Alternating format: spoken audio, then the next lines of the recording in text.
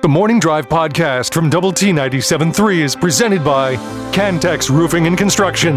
I'm Mike Hebert, owner of Cantex Roofing and Construction. Every day is game day, and we'll get it right when it comes to your roofing, construction, windows, and mirrors. Call Cantex Roofing and Construction today. Together, we are one serving you. A couple of cleanups on aisle 2, Jamie. Dusty Baker manages Nicaragua, not Venezuela. Okay. They're 0-3. Venezuela would be better because they're 2-0. And then tonight it's the United States against Mexico. Oh, it's Mexico. My bad. 7 o'clock for that. Sorry about that. That's all right. It's all right. So it's just a couple of cleanups on aisle 2. We'll be all right. Nothing. My fault all around. I'm the one who wrote it down wrong. Nothing too bad there. So both those teams are 2-0 on the season. And I saw this. I thought this was kind of interesting, which speaks to kind of what you normally see for the Olympics, but just in terms of some, pride and patriotism. Tariq Skubal, who pitches for the Detroit Tigers, initially had planned to make just one appearance for Team USA before returning to the Tigers to resume spring training for the upcoming season. But after making his World Baseball Classic debut Saturday in their win over Great Britain, he's having second thoughts. He told reporters, "I didn't expect these types of emotions to run through my brain or my thoughts to differ. I was pretty committed to making a start and getting back to camp. Things have changed, obviously. That's why I'm going to have some conversations and try to figure out a plan for me. But yeah, I don't know either way." He's entering the last year of his contract with the Tigers, and he's, the reigning two-time Cy Young winner, and said he was having conversations with the Tigers and his agents, but emphasized he was not in the right headspace to make a decision right now. That's kind of interesting. Yeah, you can tell he probably just got caught up with that. Sure. Hey, this is really fun to play with these guys, and it's really fun to compete for my country and all that good stuff, and I kind of want to see it through.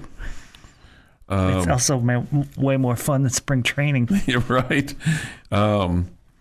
A.J. Hinch, who is the manager for the Tigers, said, "I don't think anything's been determined. I think he's incredibly emotional about the experience. It's a difficult time that weighs heavily on players because they want to do it all." He expressed gratitude to Team USA for accommodating his, quote, unique situation. Mm-hmm. So, I don't know, if you're a fan of the Tigers, do you go, "Hey man, we need you here," but maybe it's better for him from a... I don't think if you're a fan of the Tigers, you're saying we need you here. Nobody needs him at spring training. They just need him to be healthy for the regular season. Mm-hmm. That's what they're thinking. And they just need to make sure he's going to be ready to go when Game 1 rolls around. I mean, because you could essentially do there what you're doing in spring training. Absolutely. But you want to make sure that whomever is using you, that they don't overuse you. Always a risk, right? Yeah. No matter if he's pitching in spring training or he's pitching in the World Baseball Classic. Yeah. I guess the biggest thing, too, is, like I said, is not putting somebody out there and throwing too many pitches or straining yourself and, coming up with some kind of forearm strain or pulled oblique or all those things. There is not a manager in the World Baseball Classic that wants to send one of the major leaguers back to their home franchise hurt. There's not one. No question. Yeah, if you want something to kill the World Baseball Classic, that would be it. The players enjoy it. The managers enjoy it. The fans have enjoyed it. I mean, Houston looked like it was sold out on Saturday night. Yeah. When it was USA versus Great Britain. It's fun. It's something different. It's a way to energize the fan bases from across the board. It's wrap yourself in the flag kind of time. The last thing the managers want to do is send an injured player home. But there's no guarantee that... There's no guarantee. Yeah. It won't be because of overuse. Yeah. But, you know this, I mean, it just... Sometimes those things happen. And it kind of is what it is. And that's the bad thing. I mean, it could happen at spring training too, but if it happens in the World Baseball Classic, everybody will point to this is why we shouldn't be doing this. Right. Even though it could have happened on a backfield pitching against the Cincinnati rookies. Mm-hmm. Yeah. Mm-hmm. No offense to the Cincinnati rookies. Right. I'm sure they do fine. Yeah, they're sure they're great.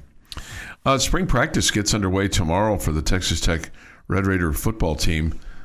That kind of snuck up on us quickly, didn't it? I mean, at least it did.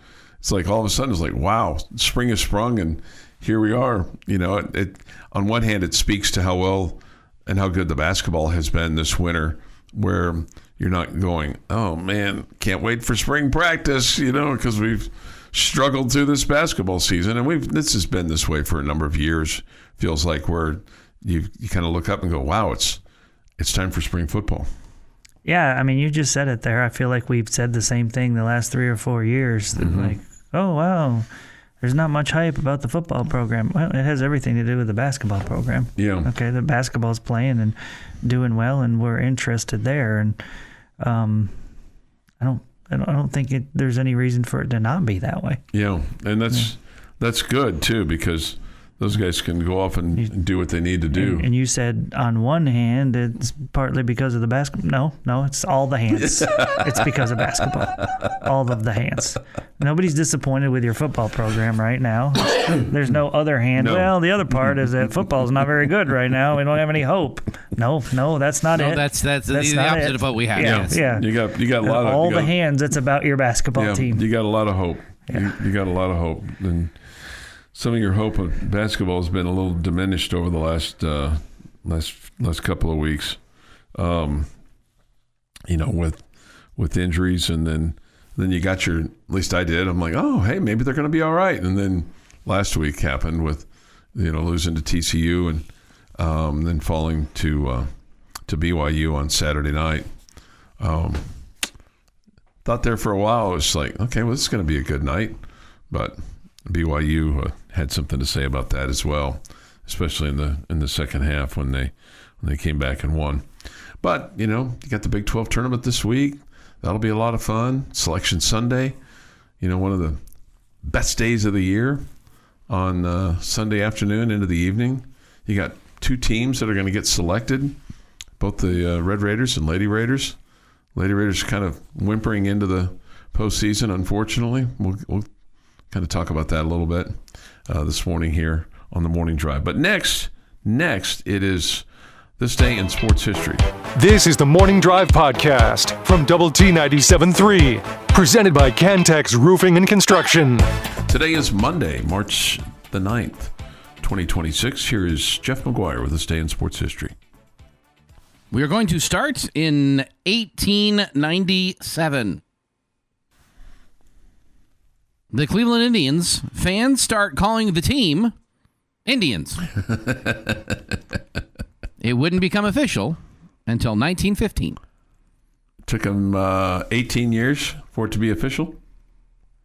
Well, 15 plus 3 is 18. Yeah. So yes.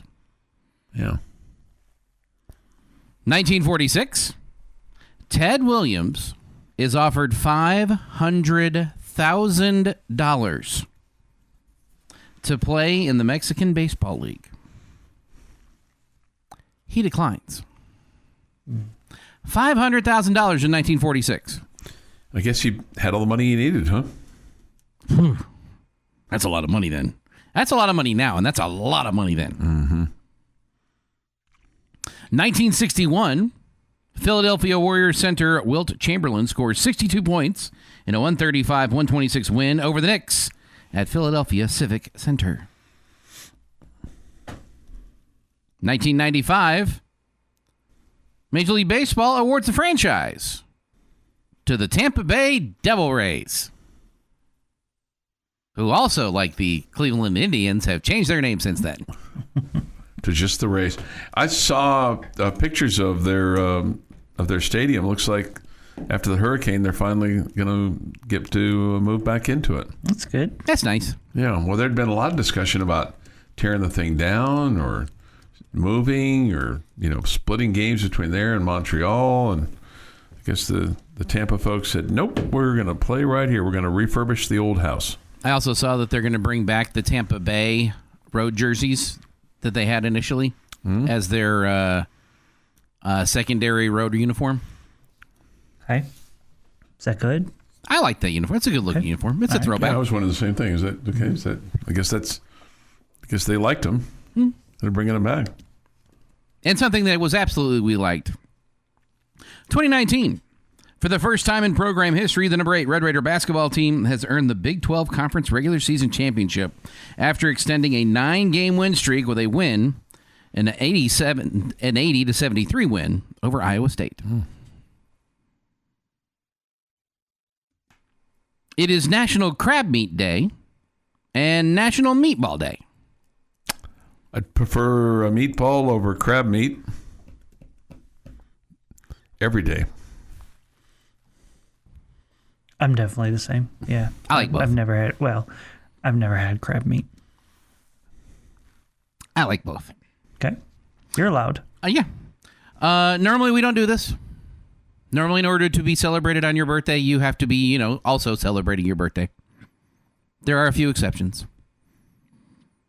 Mike Leach would have had a birthday today. Today. He does share a birthday, however, with Brad Reese, who turns 38. Brittany Snow is 40. Brian Bosworth. Midland High coach? Huh? The Midland High coach? Brad Reese? Yeah. Former Red Raider? Yeah. Yeah. He's coaches at Midland High. Brittany Snow is 40. Brian Bosworth, 61. Aaron Boone, 53. And Benito Santiago is 61. It feels like Aaron Boone should be older than 53 to a certain degree. Because he's been around for so long. Managers start younger now, that's for certain. And on this day in 1959, the very first Barbie doll goes on display at the American Toy Fair in New York City. And everyone had to go rush out and buy it that Christmas. Clearly a joke. And that's this day in sports history. Well, I mean, it became pretty popular. It became pretty popular. Pretty fast. But it was, goes back to the having to go find the right toy that you are such a huge fan of. And which people would have to go back to. that who's you? Me? How am I a big fan of Barbie? Of having to go find the right toy for Christmas. Oh, the right toy for Christmas. Yeah, I'm a big fan of that. Yeah. Having to actually Wow, Joe's 0 for 3 today. Woohoo! Thank you. I love it when you have to tell Chuck what he's a big fan of. Try the deal. I'll be here all week, apparently. It sounds like my wife when we're talking about certain foods. You like this? I'll decide. Yeah. But he does. Yeah. He's just forgotten. Yeah. It's like the saying when people walk up to you and they say, "You're gonna love this." Okay, I'll decide. Okay, you don't need to tell me what I'm gonna love. Just a little, trivia in case you're looking for a conversation starter about the Barbie doll today. So the Barbie doll was developed by a lady by the name of Ruth Handler. Her husband, his name was Elliot Handler. They were the co-founders of Mattel. Elliot Handler, he came up with Hot Wheels.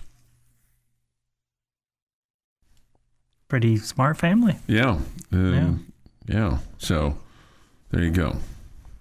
So yeah, you got Barbie for the girls and Hot Wheels for the boys. But of course, I'm sure that somebody will say, "Wow, my son loved playing with Barbies and my daughter loved playing with Hot Wheels." Okay, well, it's okay. I guess you're allowed. Whatever floats your boat. 6:51 this morning here on the Morning Drive. Take your thoughts and comments. Yates Flooring Center chat line. I saw this yesterday, and I looked at this and went, "Wow, this is kind of how far your football program has gone." Okay, and you might say, "Well, this is really a stretch, Chuck, for this," and you could make the case that you've felt pretty good about your football program for a long time. But the headline was from CBSSports.com, Michigan, USC among 7 Power 4 teams poised to take a huge leap in 2026. Okay? So I clicked on it. I'm like, okay, well, who's listed on this? Well, Arizona's listed on this. California's listed on this. Kentucky's listed on this. Michigan's listed on this. North Carolina State's listed on this. Northwestern, USC are the teams that are listed. And I thought, no Texas Tech. And I'm like, yeah, and the reason is because you've already taken the huge leap. Makes sense. So that's how I took that. And then you kind of look at it and went, wow, Michigan, well, they recently won a national championship, but their program is, a mess. A mess, yeah. And USC is no longer really kind of what you view as USC from, back in the day. Whether it was way back in the day or even recent back in the day when Pete Carroll was coaching them, because they've fallen way off the mark. So anyway, I thought, well, what a kind of a interesting way to look at things, in that you're now considered already there, not going to be like they could take a leap. Well, you already have taken a leap because you made the college football playoffs, and you feel like that you've got, and you won a Big 12 championship, obviously, and you feel like you've got a really good team coming back to make another big run this coming season.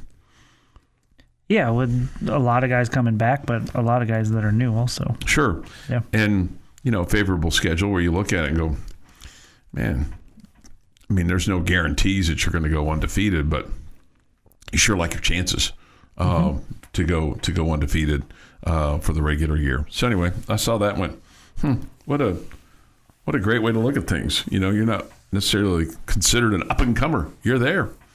Now you just have to try to stay there, because people are going to try to knock you off your perch.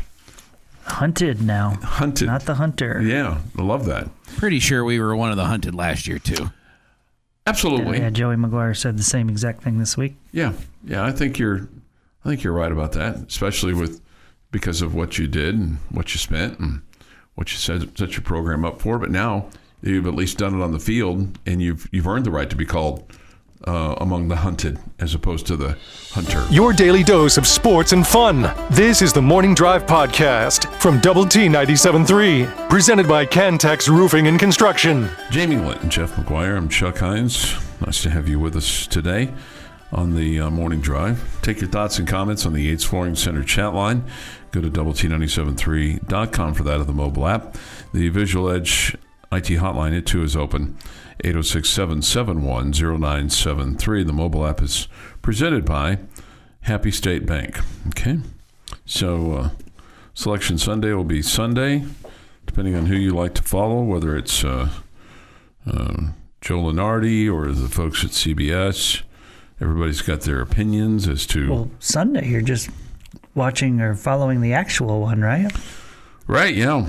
By then, you don't have to worry about you just Joe Lenardi. What's he do with the rest of the year? I don't know, but he's reinvented himself. He's slimmed down. He doesn't look like a...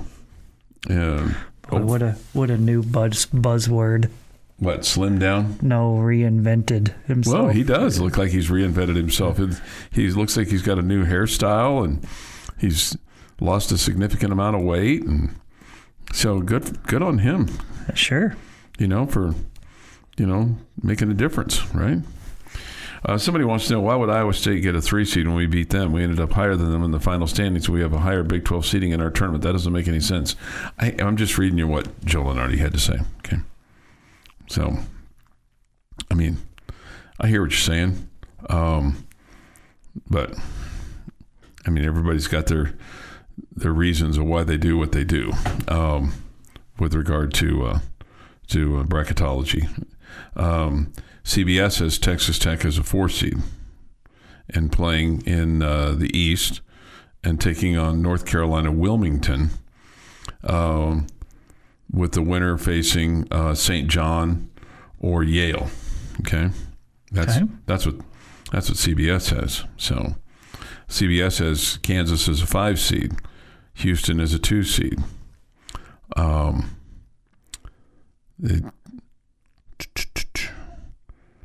So that's, they have Texas in as a 9 seed. Iowa State is a 3 seed for them too. Arizona's a 1 seed. Okay. So there you go. That's just kind of how that works. But yeah, it looks like you're kind of in solid as a 4 seed. Surely it couldn't be any worse than that. No, I think even a one and done in the Big 12 tournament would. Because you would be losing to Iowa State, most likely, which is a highly ranked team. Yeah. They do have UCF in as a 10 seed. CBS does. So I guess you're going to get, when it's all said and done, barring any kind of, crazy upsets and bunch of bid stealers, they have TCU as a 10 seed as well. And it's funny because, that's not true. Okay, they're on the opposite end of the bracket. I was going to say TCU could meet Iowa State in the second round, but that's not the case. So anyway, it looks like BYU is a 6 seed because it could be worse. I mean, if you hadn't won those games against K-State and Cincinnati and I guess Arizona, you might have dropped to a 5 seed. Yeah, possibly. Mm-hmm. So I mean, could have been a little bit worse. I'm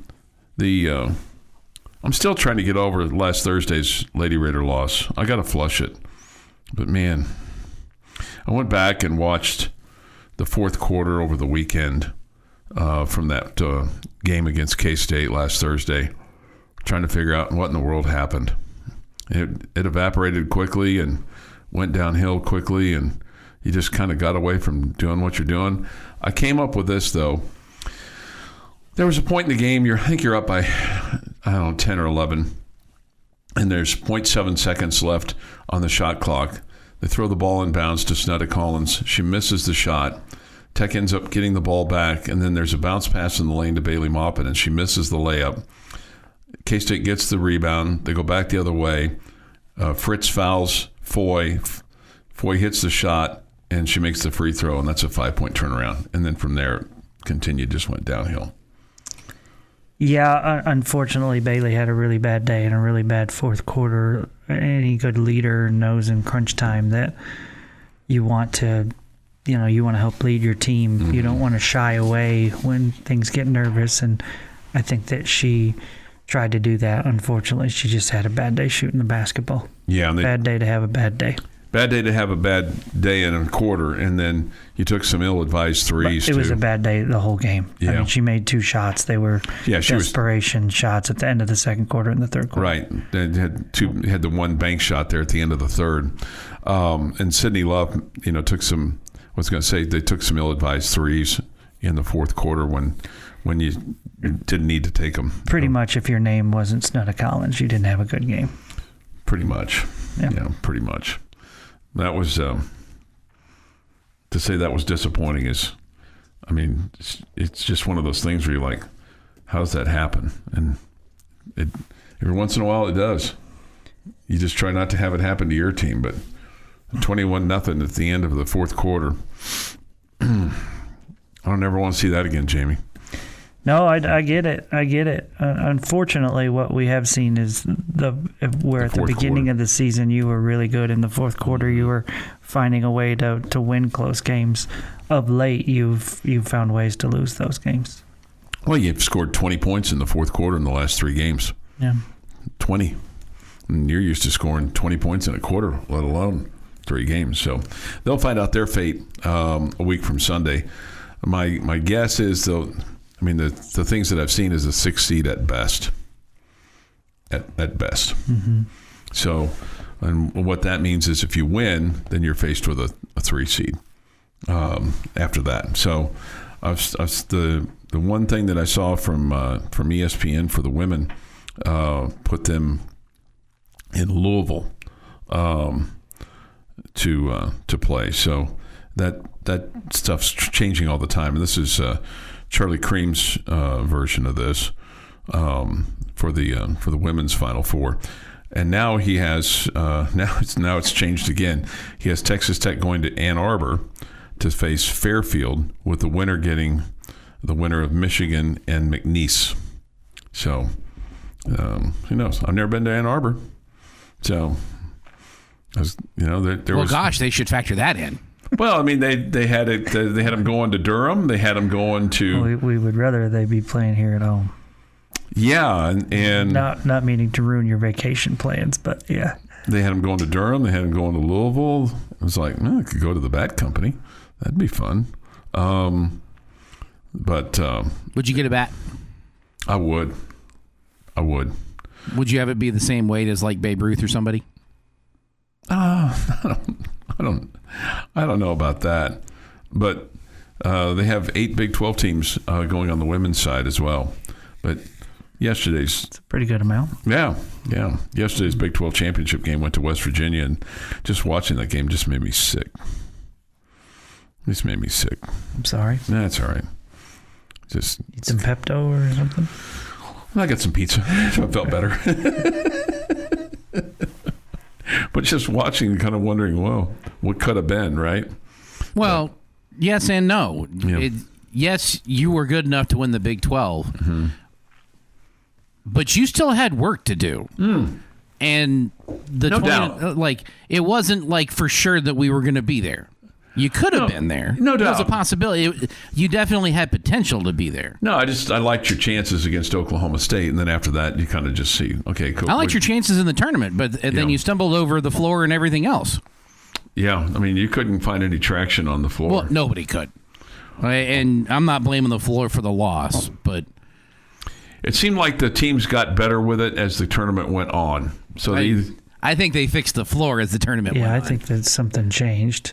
The first day, it was great. The first day, I didn't remember anybody slipping at all. And then watching again on Friday or whatever, it didn't feel like they were slipping nearly as much as they did. The Lady Raiders did on the Thursday. I just wondered, and I said this out loud the other day, they were using Windex to kind of wipe things up. I just wonder if it made it too slick. This is the Morning Drive Podcast from Double T 97.3, presented by Cantex Roofing and Construction. Jamie's question of the day on Double T 97.3 is brought to you by Connecticut of West Texas. All right, very simple question for you gentlemen today. These are the ones we mess up the most. This is wide open. There are no wrong answers. Now we're in trouble. Yeah. As you look at the Red Raider football team, heading into spring camp, heading into the summer, heading into the fall, heading into the start of the year, whatever. What is your biggest concern? Man, I feel like this is every year. Every year. But until you get it where you got it like the defense, where you feel that you've kind of got it figured out, I'm going to say your offensive line. Protecting your quarterback, opening up holes, giving your quarterback time to throw. I don't care who the quarterback is. Quarterback could be name the best one ever, name the worst one ever. You can't keep him upright, then it ain't going to happen. So I'm going to say collectively, center, both the tackles, both the guards, offensive line. Okay. Chuck has a great answer. And if he hadn't said that answer, I would have said that answer. But he did.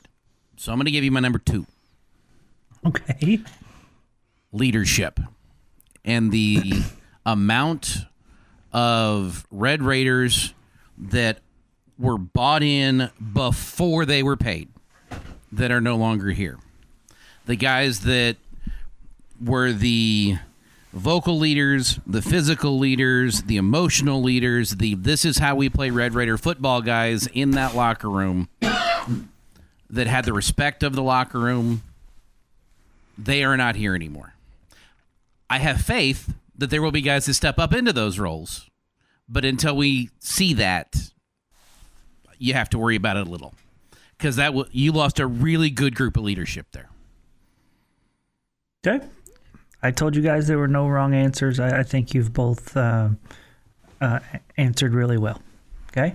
I don't necessarily agree that I'm as panicked about the offensive line as maybe Chuck is, but I still think it's fair to have that feeling. For me, seeing how you just cruised through the season last year, minus one game, and you felt like, there were games that felt like they were a challenge, but then you ultimately ended up blowing everybody out. Mm-hmm. Winning by 22 plus in every other game.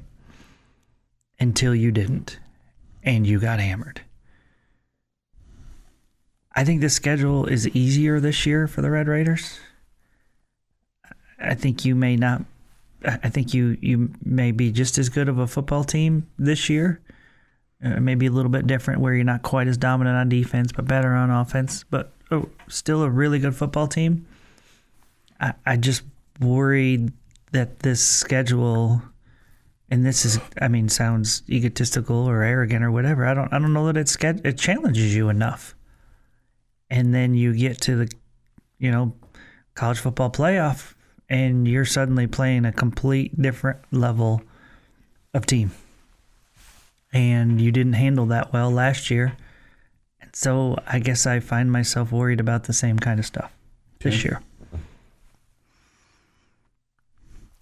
And because you feel like that you're, quote, playing a weaker schedule, which I agree with you, I think you are, is there anything that can be done during the season that would alleviate that from you? Or do you feel like... I don't think so. Unless somebody just really proved to be much better than what you thought? Maybe.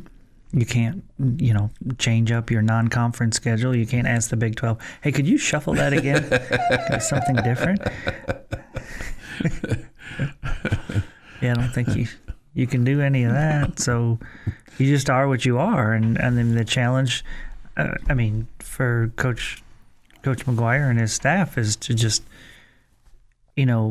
each day you're competing with yourself to get to be in the best players, the best unit, the best team, the best defense, the best offense, whatever that you can possibly be.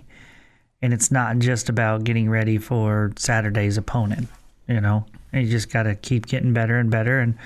And maybe you learn from what happened in the college football playoff a season ago, and you're better for it. That's the hope, right? That you have that experience, and both with the coaching staff and the players themselves, that you're able to learn from that and get better. But I just don't think this schedule is going to challenge this team a whole bunch, and that makes me a little bit nervous. And I hope that I am not being, a pompous Red Raider fan for saying that. But you can look at the schedule and say, which one of those games are you going to lose? I don't think any of them. It's tough for Jamie because we'll be able to see if the offensive line improves. We'll be able to see the leadership that gets built. Somewhat. The only thing that we can do to fix Jamie's problem is to write a check to Sam Houston and see if we can go play somebody somewhere else on that week that is also possibly looking to improve their schedule. It won't be a home game. It'd be a road game, and then you're having to refund tickets. There's nothing we can do to fix Jamie's issue. Or worry. Which has been said many times before. Well,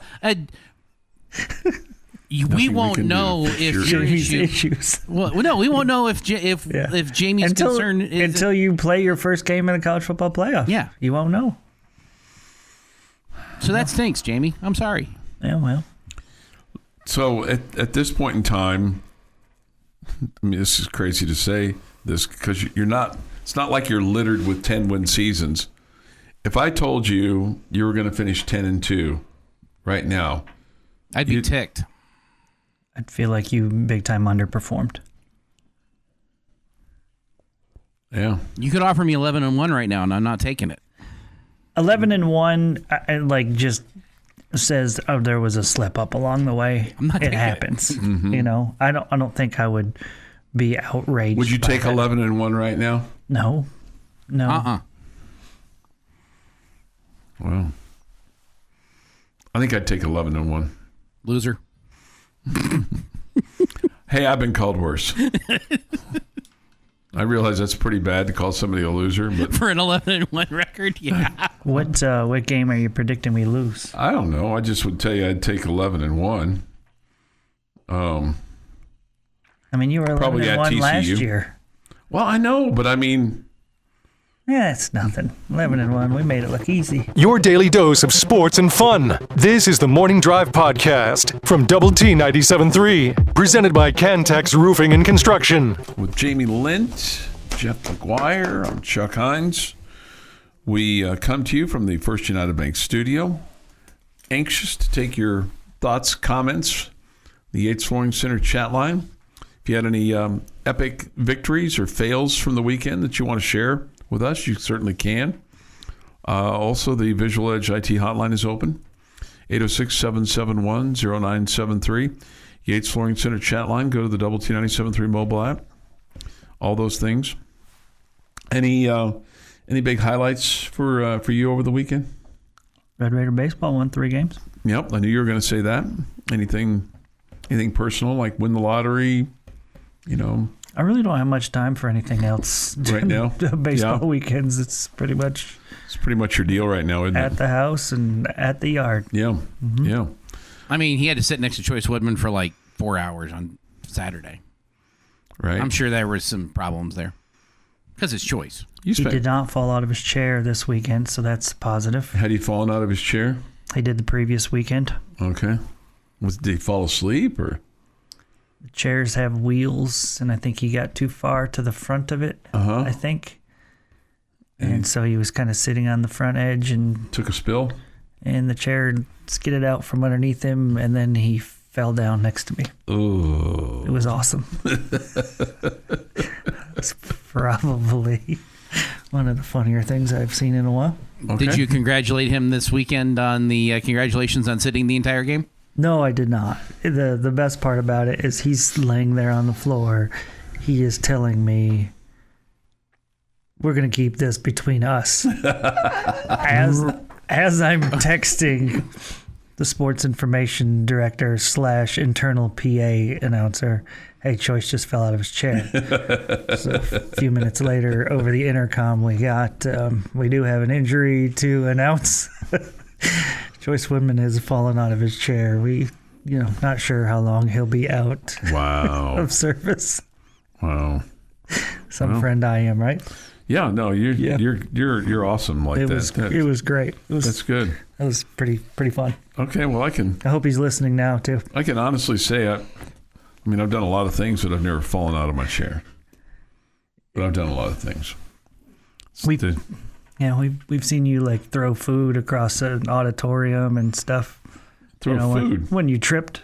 Oh yeah, your plate. I mean, right. I think you finished third in the Olympics on the discus throw that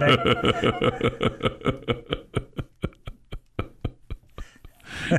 I have done some.